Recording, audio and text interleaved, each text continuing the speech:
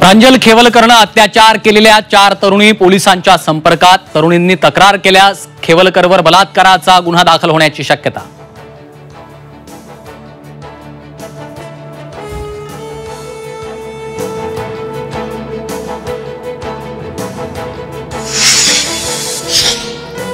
India आघाडीच्या बैठकीत उद्धव ठाकरे मागच्या रांगेत. कमल हसन यांच्याही मागे उद्धव ठाकरेंची जागा. सत्ताधारी शिवसेना भाजपचा ठाकरेंवर हल्लाबोल.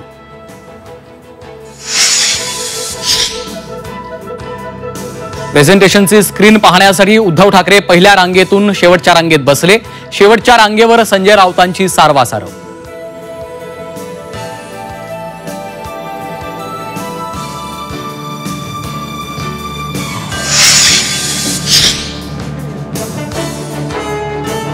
दुतोंड्या गांडुळा या ठिकाणी संजय राऊत सारखा, मी त्यांना गांजा राऊत म्हणतो, हे भांडीघाशी आहेत.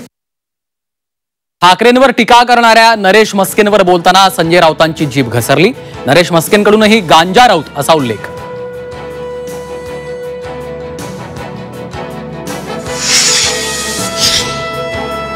सांस्कृतिक मंत्री आशिष शेलार यांच्या जनता दरबारात पोहोचले ठाकरेंचे आमदार. शासकीय दरबारातून जनतेचे प्रश्न सोडवा. महेश सावंतांचा शेलारांना टोला.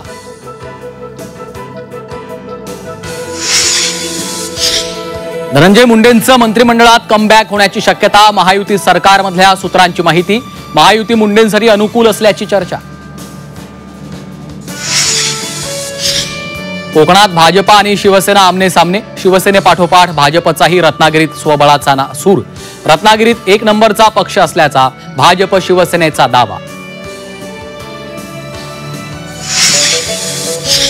सुप्रीम कोर्टानं ईडीला झापलं. ईडीनं चौकशी केलेल्या प्रकरणात दोषसिद्धी प्रमाण कमी. ईडी ठकासारखं वागू शकत नाही. सर्वोच्च न्यायालयानं फटकारलं. आणि कपिल शर्माच्या कॅफेवर गोळीबार प्रकरणात लॉरेन्स बिश्नोई गँग हस्तकाची ऑडिओ क्लिप व्हायरल. सलमानशी जवळीकीमुळे गोळीबार केल्याचा दावा.